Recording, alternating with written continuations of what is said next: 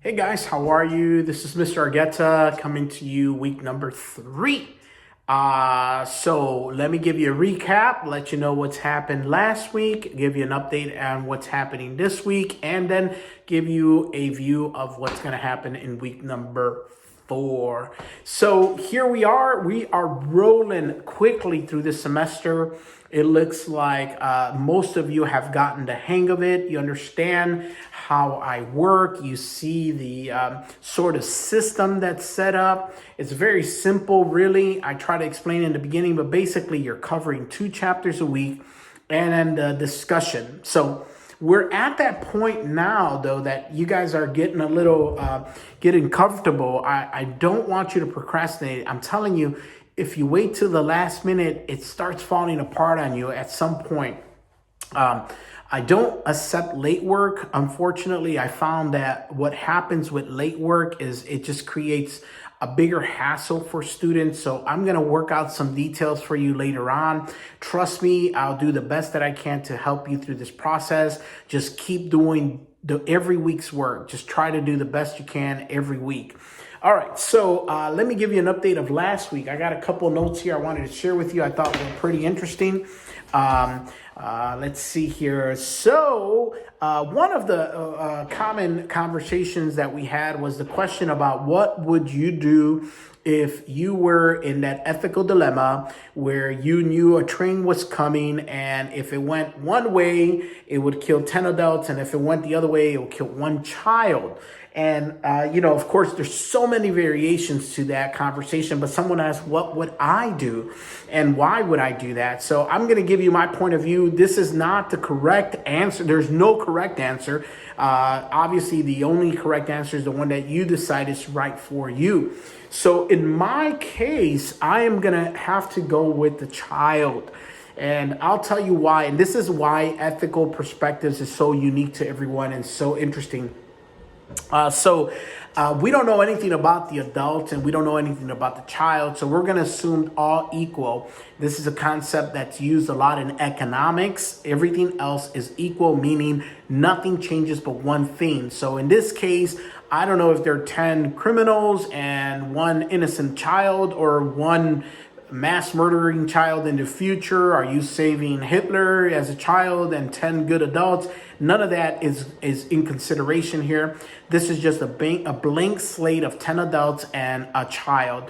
The reason why I would analyze it to be better for the child to be saved is because I think the child has their whole life to live, where an adult already had at least some life to live.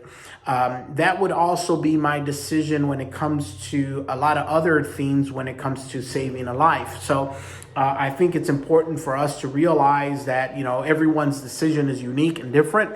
So don't judge me for that. I get that there's reasons why someone would save 10 adults.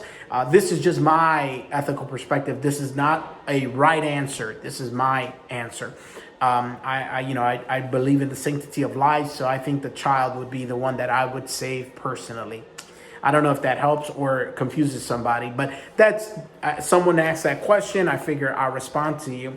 Amanda, you put something that was really interesting about lying to your kids.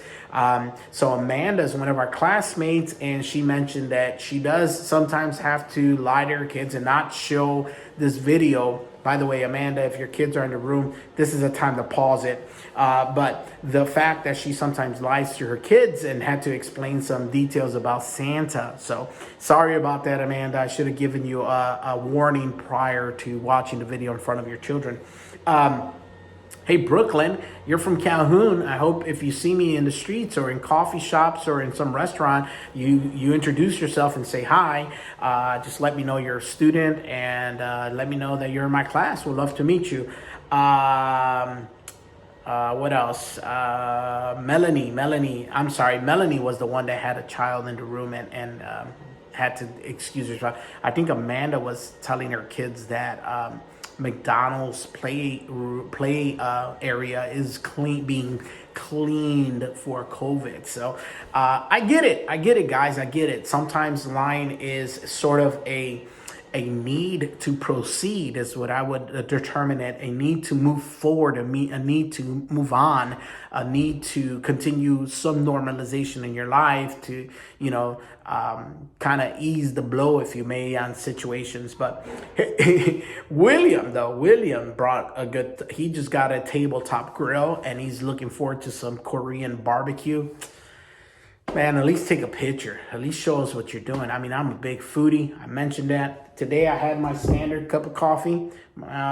This is an Ember cup. I don't know if I showed you guys this before, but it keeps your coffee warm all day.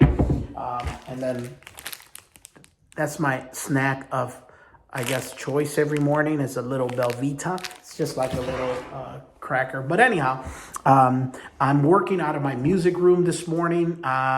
I do play a little bit of piano, but my son is a drummer and a guitarist. As I mentioned, my daughter also plays guitar and bass, and my wife's a singer. So we got this little area here. So it's a little different, but I don't know if you could see the piano down here. I guess not too much. There you go. The drums are not set up because we're still kind of fixing everything up. But either way, I did mention about the garage last week. I'm working on that. I'll take some pictures, show you guys what that looks like at the end of the project. But so last week went really key. Well, I love the conversations you guys are having in our discussion posts, guys. As I mentioned, I do read all of them, so it takes me a couple of days to go through it. This week is registration for summer. So if you haven't made an appointment with your advisor, I recommend you do that right away. Classes fill up pretty quickly, so I would advise you to contact your program advisors to get in a class. So it's been crazy. Every half hour I have an appointment. I was trying to squeeze this video in, but wanted to give it enough time to do it right. So it's been crazy this morning, but the conversations we're having and discussions are spot on. That's exactly what I'm looking for. This week, though, we are going to be talking about a couple of things. One on how to plan and make some goals, goal setting, SMART goals, and all these other goals. And then we are going to be looking at the conversation is going to be about a SWOT analysis.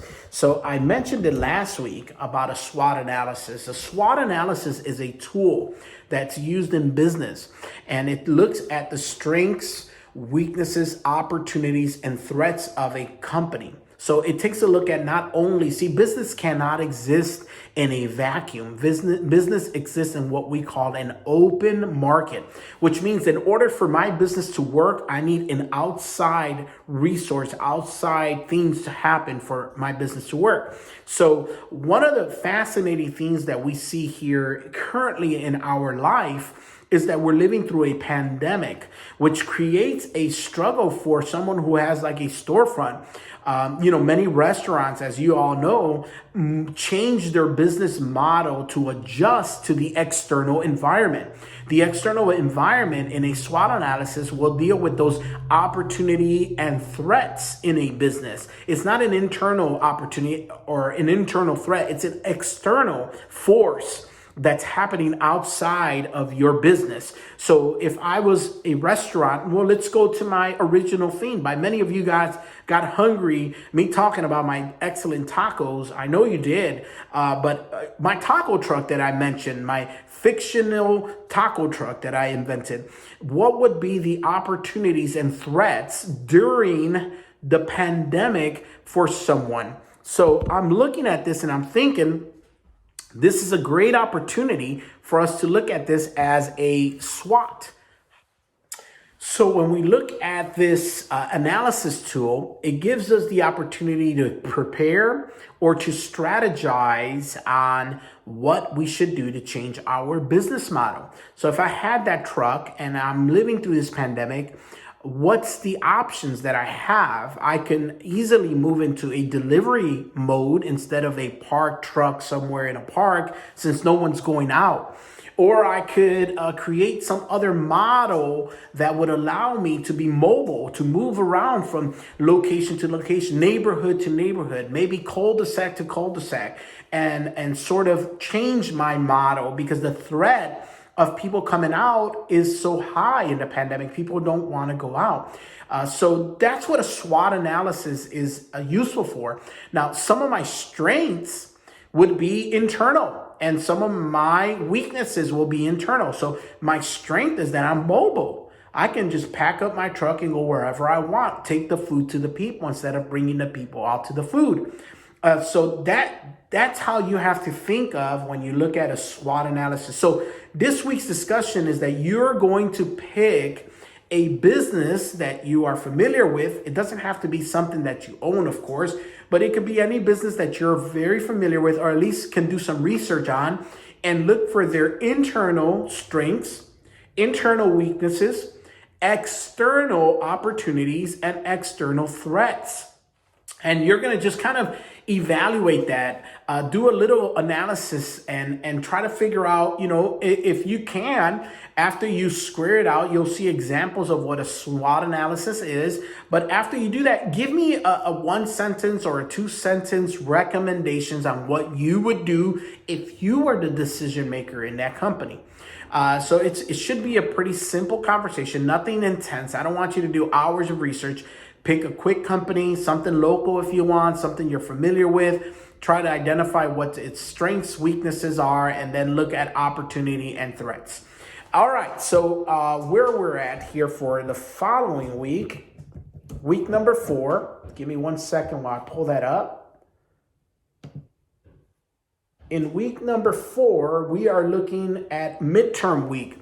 So normally, guys, this midterm has a timer on there. It has a clock. It has a limited amount of time. I understand we are living through some difficult times. I know that you guys are trying to balance a lot out in life. So I'm going to remove that pressure out of your worries. I'm going to take the time limit off of the midterm. And remember that there's only one shot at this midterms. And the other clue or tip that I'm going to give you is every week in your quiz, those questions are the same questions I use for the midterm. So there shouldn't be any question that you didn't priorly see. So make sure you're keeping good notes about your quiz questions, because they will come up in your midterm and your final. All right, so just a heads up, next week, week number 4 is your midterm. Midterm's only up to what we've learned. And then we're going to have a week where we skip, so that spring break week, there's no assignments due. So I want to give you a heads up. It says week 5, but chronologically, we're going to skip a week in between week 4 and 5 because it's your spring break. So there's no work assignment due. All right. After midterm, we're going to take a look at where everyone's at, and I'll discuss some of the ways that I can help you in trying to, ease up some of the pressures of school. And so other than that, guys, I think that covers everything that I have for this week. We're having a good week. It's supposed to rain here in the next couple of days, which kind of puts a bummer on everything. But today looks beautiful outside. It's a nice sunny day. We'll see what happens. I might go for a little stroll.